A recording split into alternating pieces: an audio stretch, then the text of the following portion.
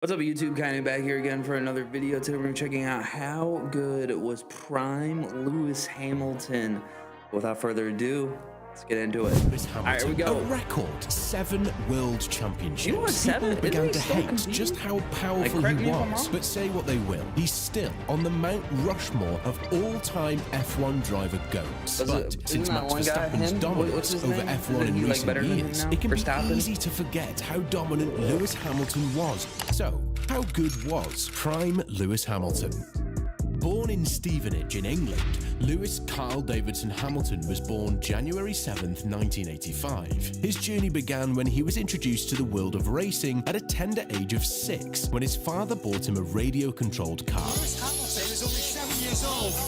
How long have you been racing cars for already, Lewis? About a year. 2 years later, he was competing in and winning races against adults. F1 has one of, if not the most expensive barrier to entry out of any sport, with kart costs, repairs, management, travel, just to scratch the surface. So Lewis's dad knew the significant financial sacrifice. But he knew Lewis was special. To show that, he worked multiple jobs, to be able to scrape by at home, but just enough to give Lewis the chance he needs to make it. And in 1998, at the age of just 13, Lewis was signed to McLaren's Young Driver program. Did Lewis do well? 2001 European and World Karting Championships. 2002 Formula Renault UK Series, finishing 3rd. 2003 won the championship title and grabbing a seat in Formula 3 with Manor Motorsport. 2004 a respectable 5th, but 2005 it wasn't even fair, winning 15 out of 20 races and of course claiming the title. People were starting to realize this was no ordinary kid. 2006 Lewis moved up to the GP2 series and won the GP2 championship in his rookie season, and then it happened. Formula 1. And then they said, but we've decided you're going to be our race driver. Oh, you got brought up. Okay. I didn't know what was happening. My tongue, but it was an amazing moment. My dream has come true. Only the best of the best sit in these seats. McLaren saw it and took the risk with Lewis, but then you realise who was in McLaren's second seat. None other than Fernando Alonso, the current defending world champion. If there was ever a mentor Lewis could have, he couldn't have struck it better. So, in 2007, it was his time. How did he do? Lewis finished on the podium in his first 9 races and won his first Grand Prix in Canada. Lewis Hamilton wins! Surely the first of many. The world is at his feet. He narrowly missed out on the championship, finishing 2nd by just 1 point. It's all over. Hamilton 7th. But 2008, he did it. But he is going to claim 5th place, which is all he needs to do to become the 2008 Formula 1 world champion. At the time, he became the youngest ever F1 champion at 23 years old. I say at the time because Sebastian Vettel, you are the world champion! So it began, showing the world just how good he is, and now he had the financial backing and one of the best cars on the grid. He just took the championships by storm from here on out, right? Not exactly. Over the coming years, Lewis was still driving extremely well, but McLaren was struggling to provide a consistently competitive car. What was that all about then? 2009, 2010, 11, 12, 13. Consistent, just consistently off. Meanwhile, Mercedes was looking to build a championship-winning team. They offered him a bold vision and a lucrative deal, convincing him to make the switch. In September 2012, Hamilton announced his decision to join Mercedes for the 2013 season, a move that surprised many in the racing world. But Lewis saw something. This could work really well for Mercedes. They've timed it well. Oh, he went in the wrong pit. Hamilton went into the wrong pit. Well, it was going to happen at one stage during the year, wasn't it? Hamilton secured 5 pole positions and won the Hungarian Grand Prix, showcasing glimpses of what was to come. It may have came in 4th overall, the same position as where he's been in the last 4 years, but what that year did give them was time. Time to adjust to Hamilton's style, time to modify their car, and time to learn, especially when 2014 was a big change in F1 history, introducing the 1.6-litre turbo hybrid engine. And Mercedes had a secret weapon. The 2014 race season is powered by a technical revolution, the power unit. With Hamilton's skill and Mercedes' engineering prowess, the stage was set for dominance. Fantastic job, Lewis. Fantastic, and really great racing. How do you feel?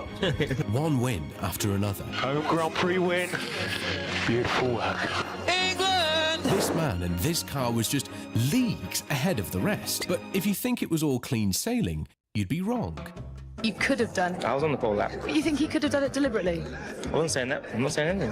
So I'm gonna do it, my brakes have failed. I'm gonna try and fix what I did today. But through it all, World champion! I can't believe it! Finally, you can say you are a double world champion. That sounds really cool. there are two drivers for each so he team, won an and Lewis's 04, teammate 05 wasn't and then messing didn't around win again until either. like 2014. In steps Germany's own Nico Rosberg. This man was an incredible driver, all in himself, and even though they were teammates, they were anything but in what will become one of the biggest rivalries in Formula One history. Are you a friend again? Of course, we're teammates. The video on that is coming up very soon here, so subscribe. Lewis was near untouchable all season, finishing the season in the lead by a sizable 67 points. All season, he either won or the car was retired. The legendary run of Lewis Hamilton has begun. 2015. It was a little different. Nico knew the car better. Mercedes knew Nico better. All season, it couldn't have been more back and forth from one race and then the next race. Well done, Lewis. Great drive. As far as a season goes, seeing two people running for the top spot for the entire season is exactly what Formula One is all about. But in the end, That is it. World champion, pal. That's the greatest moment of my life. second championship in the bag with no end in sight, right? Before that, we need to ask ourselves, what made Lewis so good in the first place? What differentiated him from everyone else in the world? We'll find out shortly because Lewis wasn't Dude, done that there. purple helmet is sick, man. 2016, I want one a of year to remember, a year dominated by Mercedes with them winning 19 out of 21 races. But with regard to the drivers themselves, it couldn't have been closer. Australia Race 1.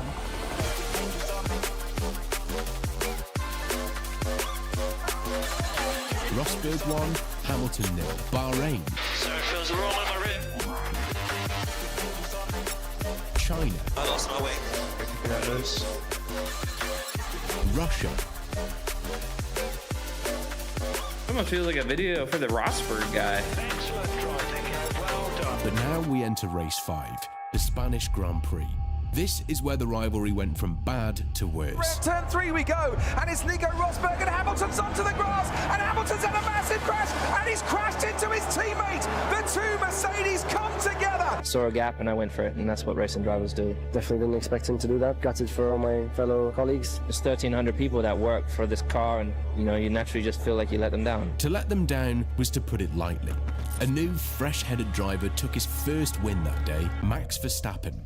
This whole season was a movie, so expect a video on this topic too, but throughout the season, it was the battle of Mercedes, as the rest of the grid just had to watch from afar. Excellent drive, Nico. Awesome stuff, Lewis. Race after race, sheer dominance, all the way down to the very last race, Abu Dhabi.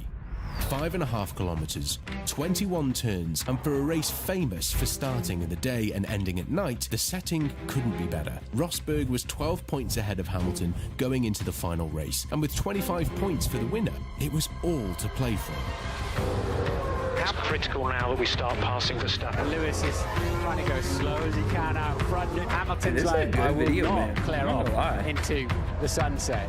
Lewis, this is I think it's the least I've ever talked to him. It's come down to the wire, but he's surviving with Sebastian Vettel pressurizing him all the way. Lewis Hamilton wins the Abu Dhabi Grand Prix. Lewis did it. Or did he? Lewis needed Rosberg to place 4th or below, but it was not meant to be. So yes, he won the race, but lost the championship. Nico Rosberg is second. He takes the Man, championship. they were first and second for like the whole entire year. Brilliant The German held his own and secured his one and only World Championship. In a shock twist of events, as the dust was still settling, 5 days after this race, he made a shock announcement to the world. I want to take the opportunity to announce that I've decided to end my Formula One career. Met with shock, but eventually respect. It's a bit of a bombshell, the announcement of your retirement. Yeah, of course, a little bit surprised, but at the end of the day, it's his own decision. I admire the decision. He bowed out at the top so his legacy could be cemented. A remarkable moment in Formula One history. How old For Lewis, was he? his He looks main like obstacle every was bit out of of his way 25. going into the 2017 season. And with a fresh, blue-eyed Valtteri Bottas taking Rosberg's place, nothing could stop Lewis now. 2017. Lewis Hamilton does it in 2017. 2018. Car number 44 has really been the number one once again. He comes home to win the Abu Dhabi Grand Prix and to crown a championship-winning season. 2019. It's Lewis Hamilton, champion of the world!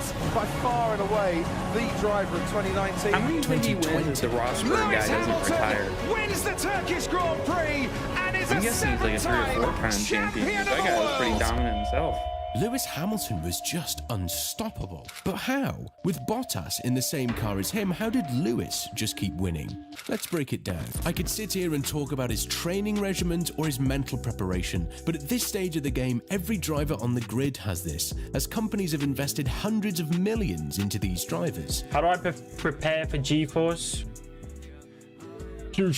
So then, why Lewis? To mention his attributes, we have to start with his braking style.